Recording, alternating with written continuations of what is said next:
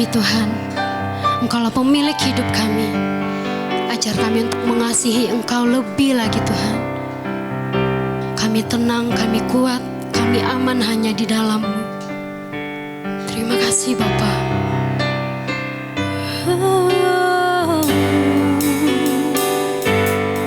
Engkau Bapa yang baik.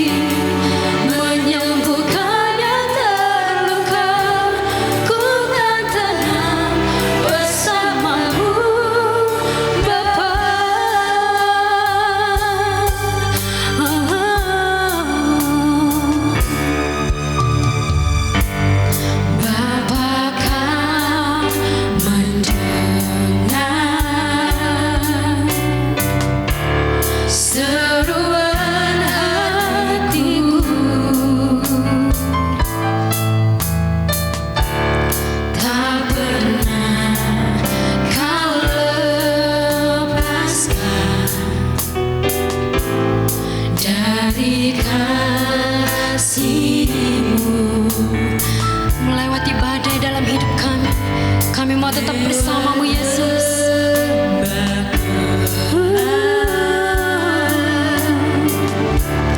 Kau temani aku,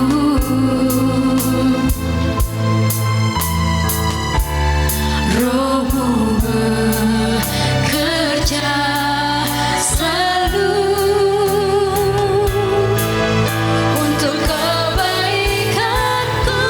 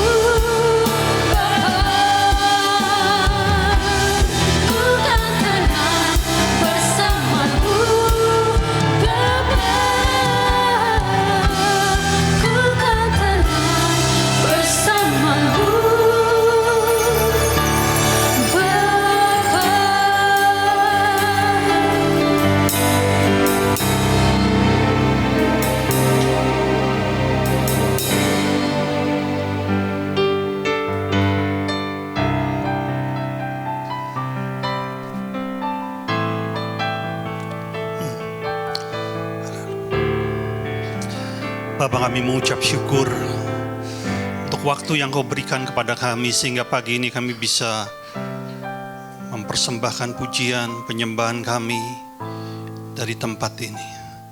Saatnya kami minta kemurahan-Mu, kami minta Roh Kudus-Mu menjamah hati dan pikiran kami, supaya hati ini bisa menjadi seperti tanah yang subur, yang siap ditaburi firman, dan firman itu berakar, bertumbuh, dan berbuah lebat dalam kehidupan kami. Ini kami kepunyaan-Mu Bapa, umat tebusan-Mu. Mari berkaryalah di tengah-tengah kami.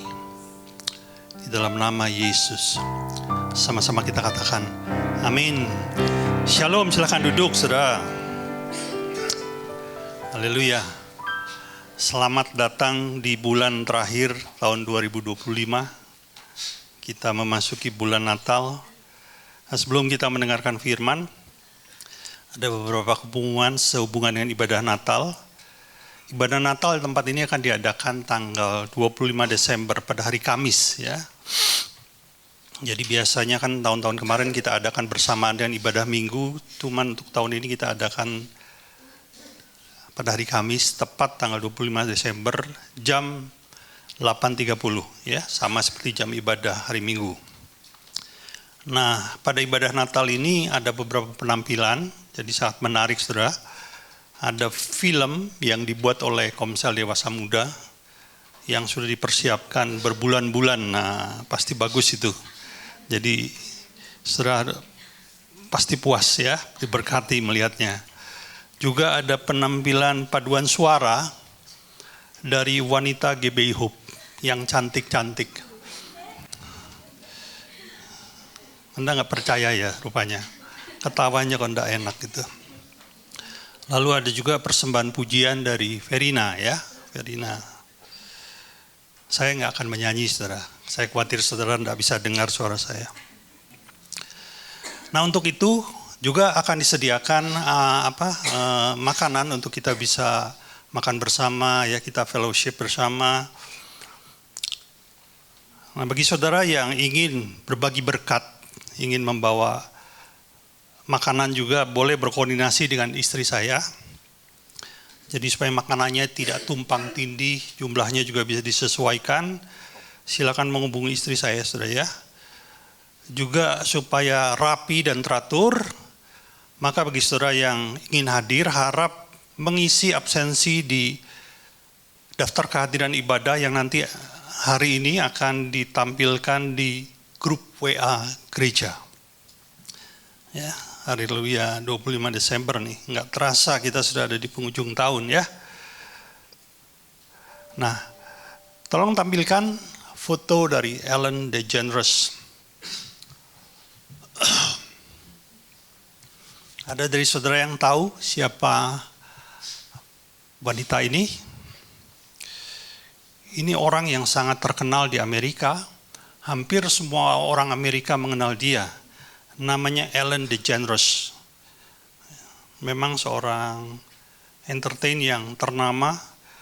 Beliau ini adalah seorang gadis biasa awalnya yang memulai karirnya sebagai stand up comedian di tahun 1980. Ya, jadi dia memulai karir sebagai seorang stand up comedian, tidak dikenal orang, dari keluarga yang pas-pasan. Namun Ellen ini berhasil mengumpulkan banyak penggemar karena Ellen ini orang yang humoris, bisa membawakan humor-humor yang segar, yang berhubungan dengan kehidupan sehari-hari dan bikin orang ketawa, saudaraku. Jadi penggemarnya mulai banyak tuh. Nah sampai pada tahun 2003, Ellen ini membuat satu program TV, program talk show yang bernama The Ellen Show. The Ellen Show ya. Kalau saudara mau cari di YouTube itu ada itu. Dan program ini ternyata meledak. Program The Ellen Show itu adalah sebuah program TV yang mengkampanyekan kebaikan. Jadi motonya adalah be kind to one another.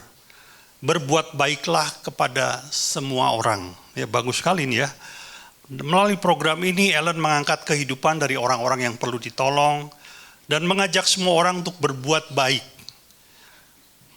Akhirnya membawa program ini digemari oleh banyak orang. Boleh tampilkan di Ellen Show? Nah ini ya, salah satu yang diundang adalah Oprah Winfrey yang juga seorang wanita ternama di Amerika.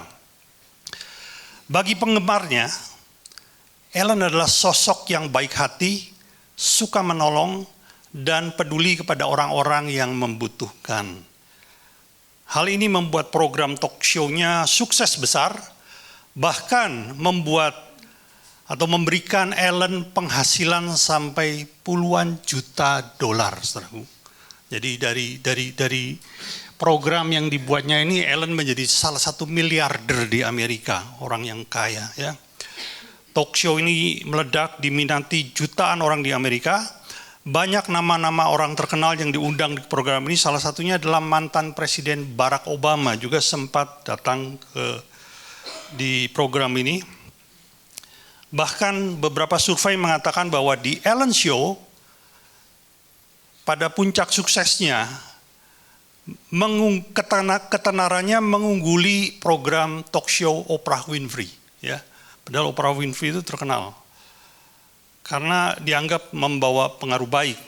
Sehingga tahun 2016, Ellen mendapat penghargaan dari negara, yaitu Medal of Freedom, yang merupakan penghargaan tertinggi bagi warga sipil di Amerika Serikat. Singkatnya, Ellen sukses besar melalui program ini. Dia digemari dan dipuji oleh banyak orang, serta mendapatkan penghasilan yang sangat fantastis.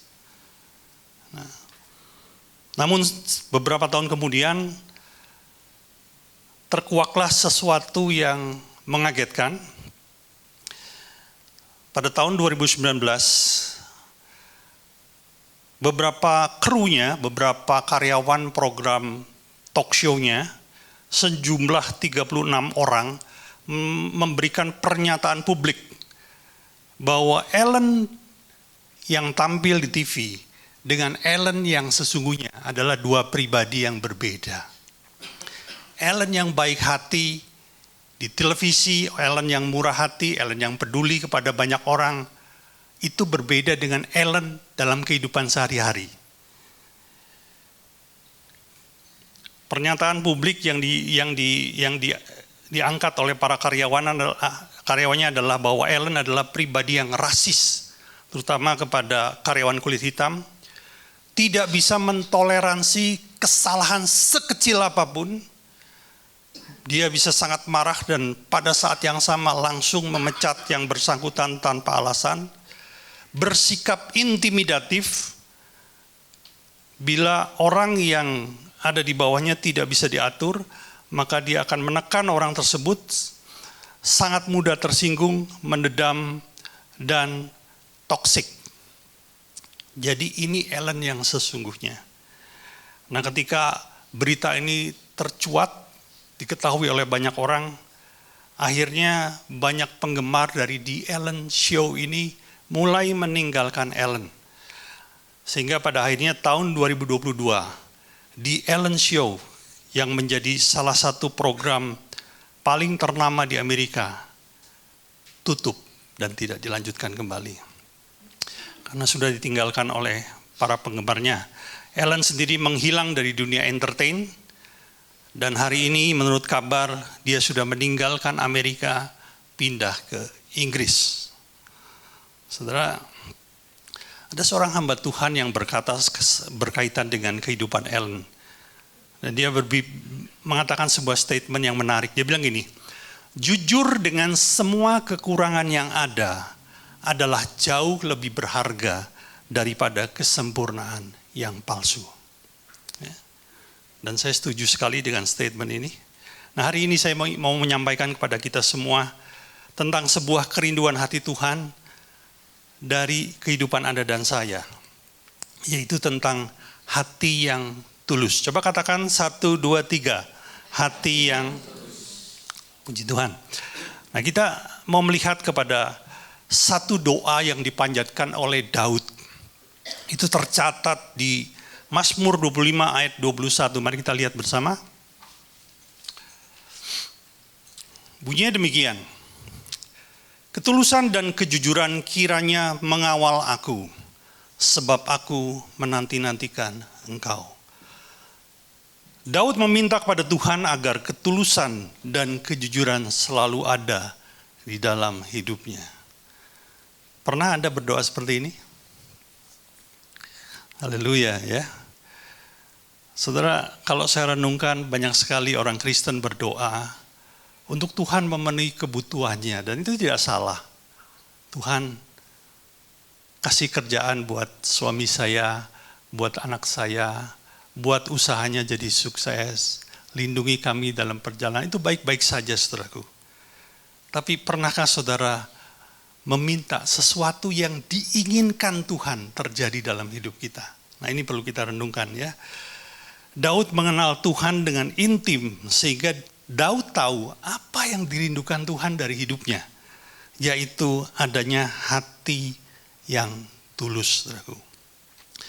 Ketulusan dan kejujuran ini adalah dua karakter yang berjalan bersama, tidak bisa dipisahkan. Karena untuk memiliki hati yang tulus, Anda harus hidup jujur. Sebaliknya dalam mustahil, kita bisa punya hati yang tulus tanpa kejujuran. Saudara mengerti ya? Karena dia itu dua-duanya berjalan bersama. Perhatikan saudaraku, orang yang berhati tulus bukan berarti tidak pernah berbuat kesalahan. Tapi orang yang berhati tulus memberikan respon yang benar ketika dia berbuat salah. Dan respon yang benar ini sebetulnya mendatangkan belas kasih Allah. Saudara, kita tahu dan kita tidak perlu buka di Alkitab. Saya percaya saudara sudah pernah membacanya, di mana Daud pernah membuat satu kesalahan yang fatal, yaitu mengambil Batsheba menjadi istrinya. Padahal Batsheba adalah istri dari Uria, salah seorang tentaranya yang paling setia. Dan oleh karena perbuatan yang dilakukan Daud ini, lalu Tuhan mengirim seorang nabi untuk menegur Daud. Namanya Nabi Nathan. Dan Nabi Nathan mentaati perintah Tuhan, dia mendatangi istana Daud, lalu berbicara kepada Daud. Ya.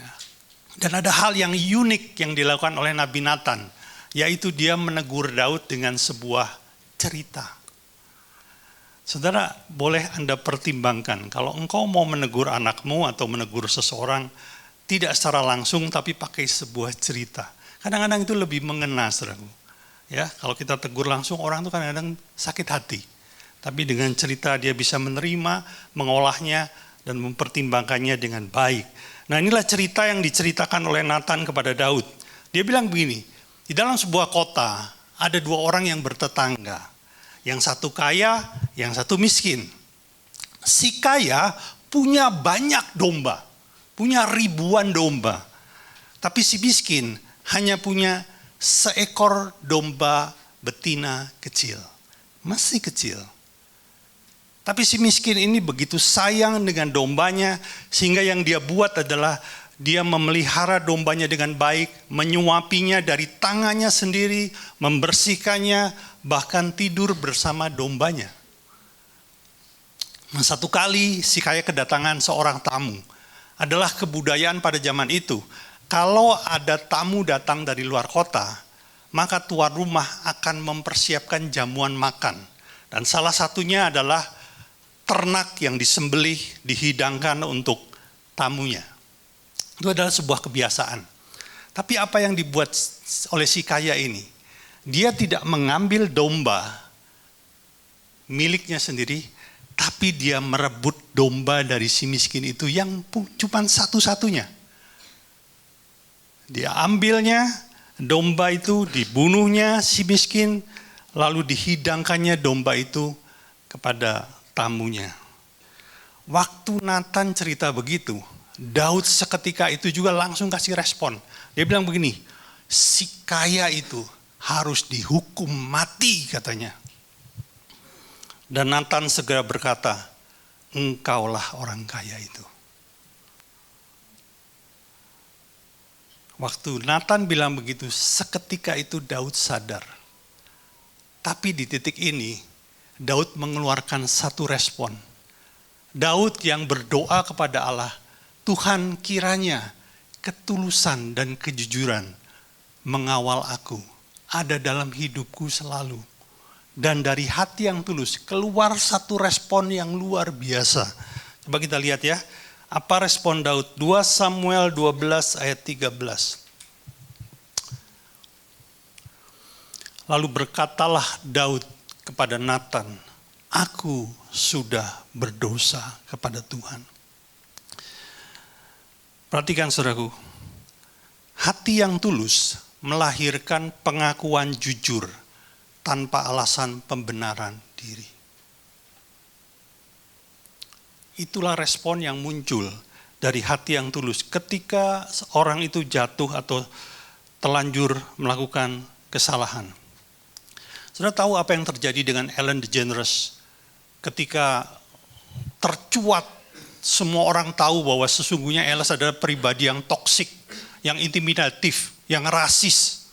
Lalu Ellen itu membuat sebuah video klarifikasi, video permintaan maaf. Nah, harusnya kan bagus ya. Dia memberikan video permintaan maaf. Tapi saudara, yang dikatakan dalam video itu memang betul Ellen tuh minta maaf. Tapi dia bilang begini, saya minta maaf dengan segala hal negatif yang muncul di program saya. Saya minta maaf karena itu membuat orang kecewa. Tapi saya mau bilang kepada Anda semua, hal itu muncul karena kesalahan dari produser eksekutif yang sudah telanjur melakukan budaya toksik di tempat kami. Secara nggak langsung dia bilang gini, saya minta maaf, tapi sesungguhnya itu bukan salah saya. Saudara ngerti ya? Dan itu bukanlah respon yang benar. Bukan hal yang muncul dari hati yang tulus. Perhatikan saudaraku, hati yang tulus melahirkan pengakuan jujur tanpa alasan. Dan justru sikap inilah Daud memperoleh belas kasih Allah.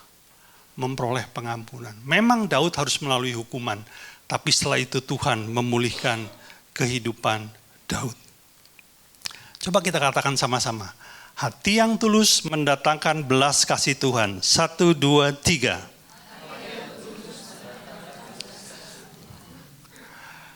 Saya punya seorang rekan hamba Tuhan.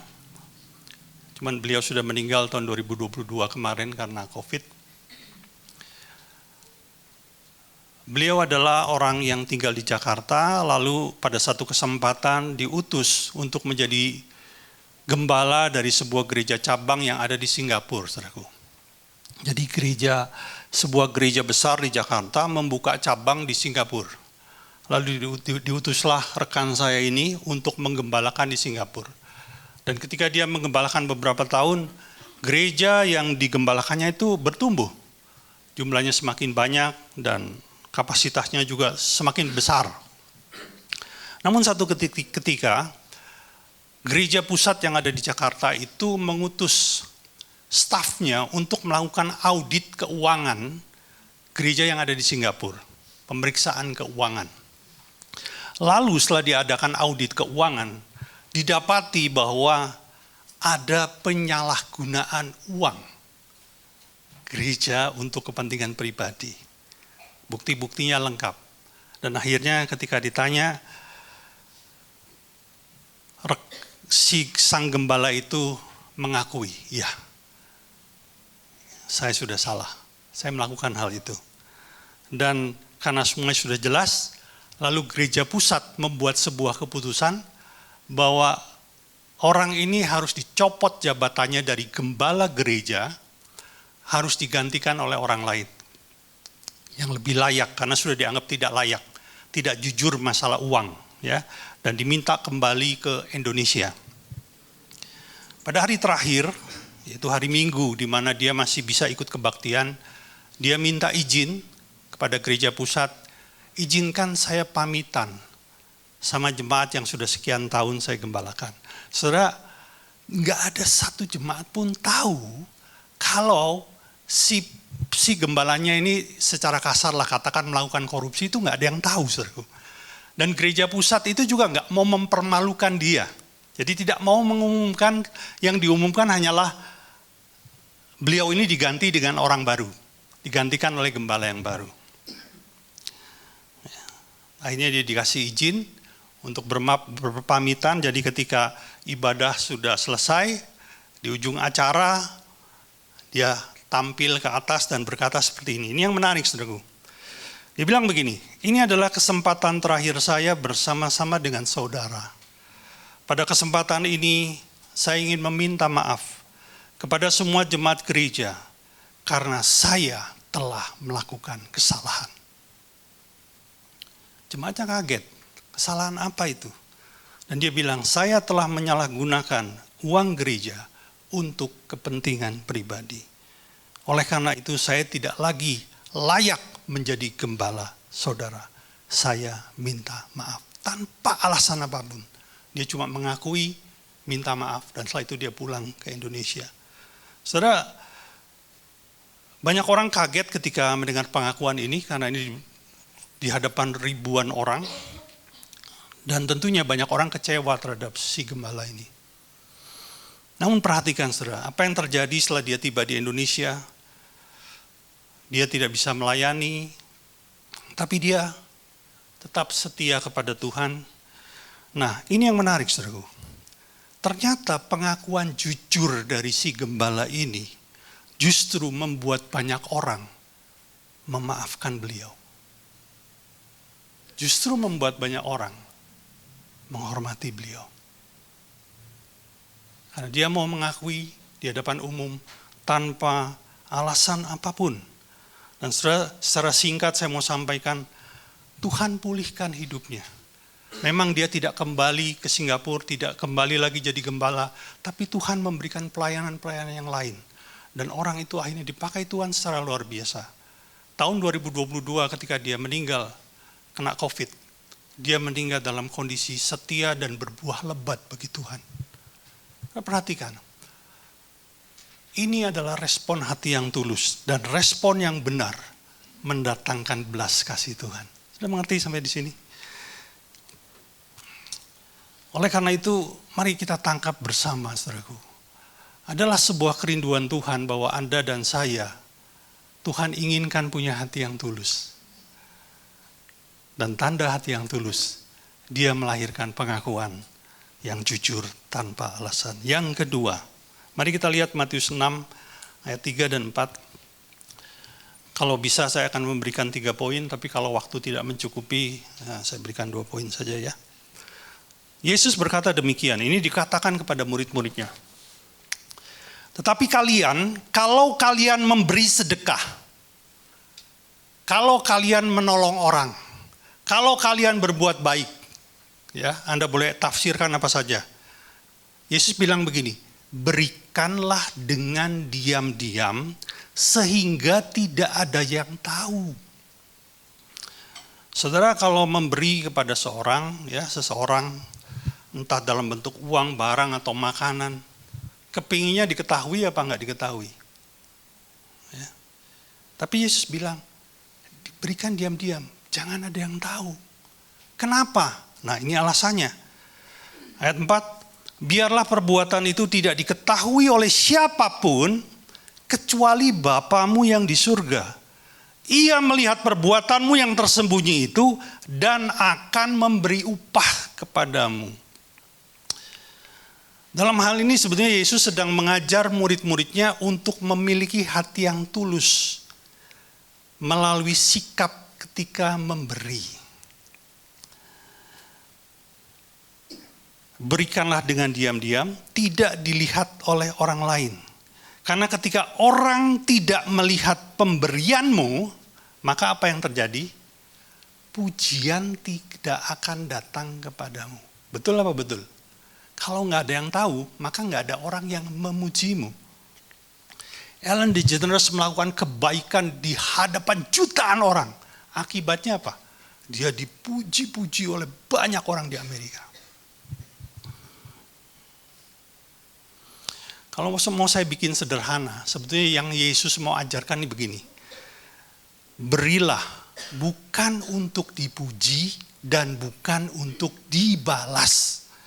Maaf nih, kadang-kadang kita ini memberi punya agenda tersembunyi loh. Betul apa betul?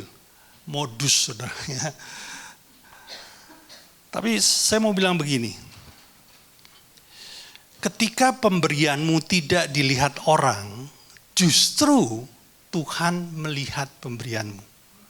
Saya ulangi ya, ketika tidak ada orang yang melihat pemberianmu, justru Allah melihat hal itu. Coba kita kembali kepada, nah ini ayat 4 ya. Biarlah perbuatanmu tidak diketahui oleh siapapun kecuali Bapamu di sorga. Perhatikan, ia atau Bapa atau Allah melihat perbuatanmu. Kata melihat ini punya arti menarik perhatian. Jadi ketika pemberianmu justru dilihat orang dan mendatangkan pujian kepadamu, pemberianmu itu tidak dipedulikan Allah. Tidak menarik perhatian Allah. Sebaliknya, ketika hal itu menarik perhatian Allah, dalam tafsiran lain dikatakan membuat Allah memberi respon. Nah, itu luar biasa, sampai Allah memberi respon. Anda mau kan? Apa yang kau lakukan itu membuat surga memberi respon terhadap engkau. Nah, disitulah yang Tuhan kehendaki, yaitu memberi tanpa mencari pujian atau balasan. Orang yang berhati tulus akan tetap berbuat baik sekalipun tidak ada orang yang melihatnya. Ya. Itu kebalikan dengan Ellen ya. Orang yang berhati tulus itu memprioritaskan apa yang dilihat Allah, bukan yang dilihat manusia. Ketika sedang ada di kantor misalnya, ada bos nggak ada bos, engkau pasti melakukan yang terbaik. Ketika sedang melayani, di depan mimbar atau di belakang mimbar, ada yang lihat atau ada yang tidak, engkau pasti tetap melakukan yang terbaik. Karena orang yang hatinya tulus, tidak akan berusaha tampil baik untuk dilihat orang. Tapi dia mau dilihat oleh Allah. Nah inilah yang tidak dilakukan oleh Ellen DeGeneres sehingga dia mengalami masalah besar dalam hidupnya. Saudara, saya ini suka lihat social eksperimen. Saudara, dia suka lihat social eksperimen. Biasanya ada di YouTube ya. Dan kenapa saya suka? Karena social eksperimen ini dibuat spontan, tanpa ada rekayasa, hanya untuk merekam sebuah sikap yang keluar dari seseorang secara asli pada waktu real gitu loh. Ya. Dan salah satunya yang suka saya lihat adalah yang dibuat oleh seorang YouTuber bernama Zachary. Ya, seorang pemuda yang lahir di Detroit, Amerika, jadi dia orang Amerika dan dia suka membuat social eksperimen. Tadi saya coba cari ya videonya, karena itu sudah lama, nggak ketemu tadinya mau saya tampilkan, jadi saya cerita aja saudaranya. Saudara, satu kali si Zachary ini membuat sebuah social eksperimen di dalam supermarket, saudara. Dan dia menggunakan kamera tersembunyi yang diletakkan di dadanya, sehingga orang yang berhadapan dengan dia nggak tahu sama sekali kalau itu sedang direkam. Nah, dia masuk ke sebuah supermarket, dan di dalam supermarket itu dia ketemu dengan seorang ibu berkulit hitam yang ternyata adalah seorang imigran dari Nigeria sambil membawa bukan troli itu bayi itu ya Anda itulah ya pokoknya buat bawa bayi itu ya, bukan troli saudaraku ya, stroller, oke. Stroller, sorry saya kurang. Bawa stroller, bawa bayi ya kira-kira berumur 4-5 bulan gitu. Lalu si Zachary itu bilang begini, maaf saya mengganggu waktumu sebentar. Saya punya seorang bayi yang berumur 5 bulan di rumah. Dan saya ada di supermarket ini untuk membelikan susu dan pampers. Tapi saya kekurangan uang. Bisakah Anda membantu saya? Saya sudah berjalan jauh dari rumah saya ke sini. Nggak mungkin saya bisa kembali. Bisa nggak Anda bantu saya? Dan saudara tahu apa yang dilakukan ibu ini? Ibu ini membuka dompetnya. Dan di dalam dompet itu hanya ada selembar uang kertas. yaitu lembaran 20 US dollar. Ya mungkin kalau dirupiahkan sekitar 300 ribu lebih ya. Hanya itu yang ada di dompetnya. Lalu dia bilang begini, pakai uang saya. Terus si sekretari bilang begini, baik, nanti setelah pulang ke rumah saya akan segera berlari ke sini dan mengembalikan uang Anda. Gak usah, pakai aja. Terus sekretari bilang gini, kenapa Anda mau menolong saya? Karena saya pernah merasakan bagaimana saya tidak bisa memberi makan anak saya, dia bilang begitu. Oh ya? Lalu sekretari tanya, kenapa bisa begitu? Terus dia mulai cerita sedikit. Saya adalah imigran Nigeria. Saya ada di kota ini karena sebuah keterpaksaan. Saya tidak punya rumah, saya harus mengontrak. Biaya kontraknya, biaya sewanya itu $1.000 per bulan. Bahkan untuk biaya sewa bulan ini saya belum bisa bayar. Kenapa? Lalu kenapa uangmu yang terakhir itu kamu berikan? Karena saya pernah merasakan apa yang Anda rasakan. Sudah mengerti ya? Enggak apa-apa, Tuhan akan mencukupi kebutuhan saya. Ya. Lalu uang itu diterima. Singkat cerita, video itu diupload ke YouTube. Saudara, kebaikan yang sederhana yang mungkin bagi saudara tidak ada artinya, tapi buat dia itu sangat berarti, karena itu uang terakhir dia. Di mana dunia tidak tahu sama sekali dengan apa yang dia buat. Karena dia merasa tidak ada yang melihat. Dia nggak tahu kalau itu direkam. Tapi apa yang tidak dilihat dunia, dilihat oleh Tuhan. Video itu viral, sampai kemana-mana. Dan akhirnya ada banyak orang tergerak. Lalu mengirim donasi ke sekretari. Ada yang $10, ada yang $5, ada yang $20. Dan terkumpul hampir 100.000 US dollar. 1, di atas 1 miliar, 1,6 miliar lah kira-kira segitu. Dan mereka bilang, tolong ini berikan kepada ibu yang memberimu $20 itu. Saudara, Tuhan itu selalu punya cara untuk memberkati orang-orang yang tulus. Tapi saya mau sampaikan pagi ini pada saudara. Berilah bukan untuk dipuji, bukan untuk dibalas. Ya, Anda salah loh. Kalau Anda memberi, saya memberi Pak, supaya lain kali saya dapat rezeki. Oh itu salah saudara. Tuhan gak ngajar begitu. Kalau Anda gak dapat rezeki, Anda gak mau memberi. Kan gak bisa dong. Karena hati yang tulus itu memberi dengan kasih, bukan harapan dibalas.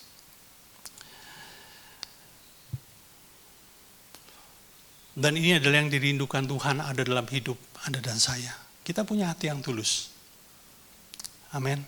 Saya boleh bawa pulang dan renungkan hal ini. Dan saya percaya, waktu Anda punya hati yang tulus, kasih Allah mengalir dengan deras dalam kehidupanmu. Anda nggak perlu minta-minta kepada surga untuk diberkati. Berkat itu akan mengikutimu. Haleluya. Puji deh. Puji Tuhan.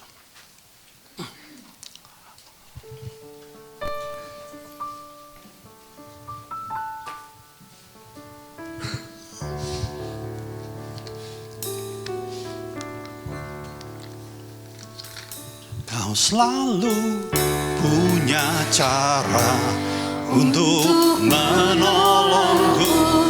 Kau selalu punya jalan keajaibanmu. Kau dahsyat dalam segala perbuatanmu. Dan ku tenang di dalam caramu.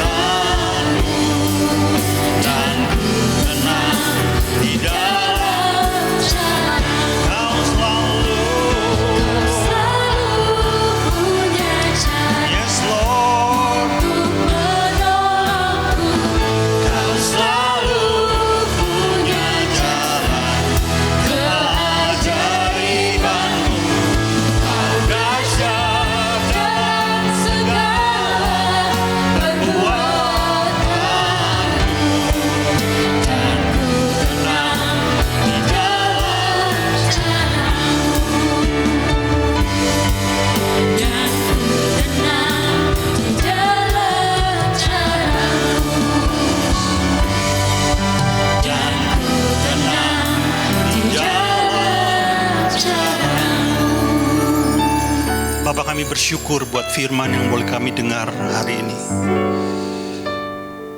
Seperti Daud meminta kepadamu, demikian pula pagi ini kami meminta kepadamu. Berikanlah kepada kami hati yang tulus dan jujur,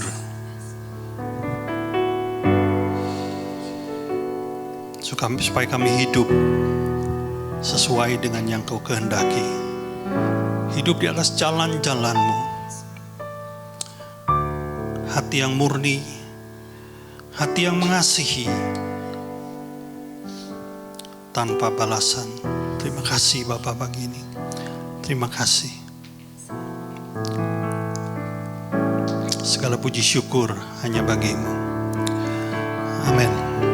Pagi ini kita akan menerima perjamuan kudus Bapak Ibu. Saya minta tolong kepada para hamba-hamba Tuhan untuk membagikan anggur dan roti. Kau selalu punya cara untuk menolongku. Kau selalu punya cara keajaibanmu. Kau dahsyat dalam segala perbuatanmu, dan ku tenang di dalam caramu. Kau selalu punya cara untuk menolongku. Kau selalu punya cara keajaibanmu. Kau dahsyat dalam segala perbuatanmu. tenang di dalam. Sekali lagi katakan, Kau selalu. Kau selalu punya cara untuk menolongku. Yes Lord. Kau selalu punya cara keajaibanmu. Kau dahsyat dalam segala Perbuatanmu. dan ku tenang di dalam caramu. Dan ku tenang di dalam caramu. Dan ku tenang di dalam caramu. Mari saya undang kita bangkit berdiri. Haleluya. Mari kita terima anggur dan roti ini dengan cara yang benar. Saudara, bila Roh Kudus mengingatkan engkau ada sebuah kesalahan, ada sebuah dosa yang masih kau hidupi, mari tinggalkan dosa itu. Akuilah di hadapan Tuhan, karena darahnya akan melayakkan kita. Shikadabakaralaba, shikidebenadoralabaralaba, shikidebenakanabaralabariyalabarala. Haleluya. Mari kita angkat anggur di atas kepala kita. Sebab apa yang telah kuteruskan kepadamu telah aku terima dari Tuhan, yaitu bahwa Tuhan Yesus pada malam waktu ia diserahkan mengambil roti, dan sudah itu ia mengucap syukur atasnya. Ia memecah-mecahnya dan berkata, inilah tubuhku yang diserahkan bagi kamu. Perbuatlah ini menjadi peringatan akan aku. Jemaat yang dikasihi Tuhan, bukankah roti yang kita pecah-pecahkan ini adalah persekutuan kita dengan tubuh Kristus? Mari kita makan dalam namanya.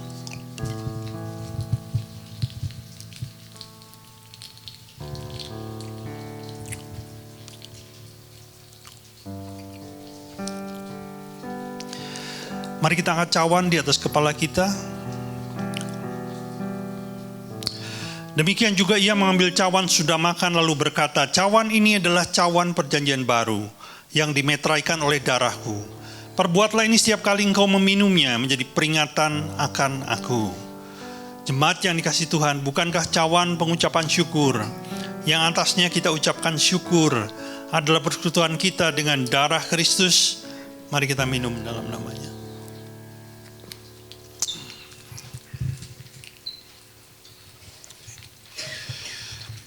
Kau selalu punya cara untuk menolongku.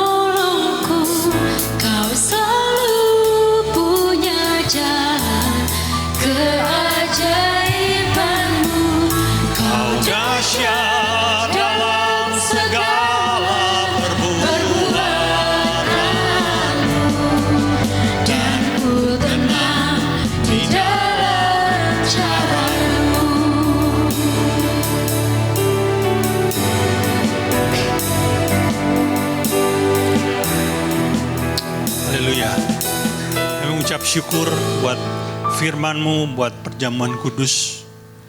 Terima kasih Bapa. Mari teruslah berkarya dalam kehidupan kami. Sampai pada saatnya tiba, kami bisa berhadap-hadapan dengan Engkau dengan penuh sukacita. Segala pujian, hormat, dan kemuliaan dalam nama Yesus. Silakan duduk Bapak Ibu, kita akan mendengarkan pengumuman.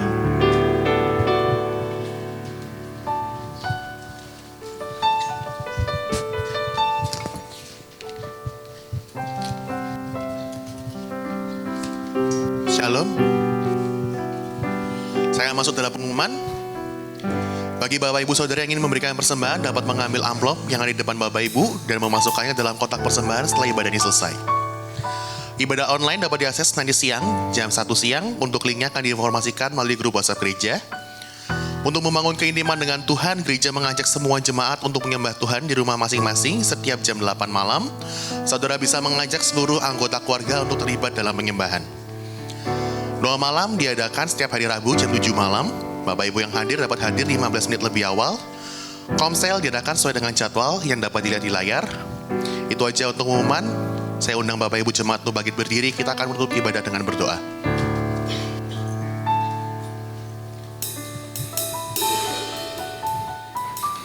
Tuhan Yesus yang baik, kami sangat bersyukur kami bisa datang, berkumpul, bersukacita, meninggikan, memuliakan nama-Mu dan juga mendengarkan firman-Mu Tuhan. Biarlah firman yang kami terima hari ini bisa menjadi rema dalam kehidupan kami, dan kami diberikan kemampuan untuk melakukan firman-Mu, menghidupinya dalam kehidupan kami Tuhan. Berkati juga hamba-Mu yang memberikan firman ini, Pak Hari, gembala kami. Berkatilah penggembalaannya, pelayanannya, kesehatannya, agar melalui pelayanannya, melalui penggembalaannya, kami domba-domba-Mu semakin mengenal-Mu Tuhan. Berkati juga istri serta anak-anaknya, dan juga kami bawa seluruh pelayan Tuhan yang melayani, baik itu WL, pemain musik, guru sekolah minggu, semuanya Tuhan. Biarlah kami bisa melayani hanya untuk memuliakan nama-Mu Tuhan. Kami juga bawa seluruh jemaat GBI Hope, baik yang hadir hari ini maupun yang belum bisa hadir. Engkau yang menjamah setiap hati kami, agar kami semakin melekat dengan-Mu, agar kami semakin serupa dengan-Mu, dan Engkau yang menyertai kami dalam setiap apapun yang kami berbuat, sehingga kami bisa berhasil baik itu studi maupun karir kami Tuhan. Dan juga kami bisa melakukan setiap apa yang Engkau kehendaki dalam kehidupan kami, dan dunia bisa melihat bahwa Engkau, Yesus Tuhan adalah Raja kami. Dan kami juga bawa seluruh negara ini Tuhan, Indonesia, nusa dan bangsa ini, curahkan hujan pertobatan, curahkan lawatan-Mu Tuhan. Dan kami juga bawa seluruh pemimpin negeri ini, baik itu presiden, wakil presiden, dari yang paling atas sampai yang paling bawah Tuhan. Beri mereka hati pemimpin, beri mereka kebijaksanaan dan hikmat, sehingga keputusannya mereka ambil hanyalah untuk kesejahteraan rakyatnya saja Tuhan. Terima kasih Tuhan, kami juga berdoa bagi persembahan kami. Biarlah kami bisa memberi dengan hati yang tulus, dengan hati yang hanya untuk memuliakan nama-Mu Tuhan, dan persembahan ini bisa dipergunakan untuk memperlebar kerajaan-Mu di muka bumi. Terima kasih Tuhan, kami bersyukur. Sebentar kami akan berpisah, kami siap untuk menerima berkat daripada-Mu. Mari kita angkat tangan kita. Diberkatilah Engkau berlimpah-limpah dengan segala yang terbaik dari Allah Bapa, kasih-Nya yang sempurna di dalam Yesus Kristus, serta kekuatan, pertolongan, dan penghiburan dari Roh Kudus, memampukan engkau untuk hidup dalam segenap kehendak Allah. Kita yang sudah menerima semuanya itu, sama-sama kita katakan, amin. Selamat siang, Tuhan memberkati.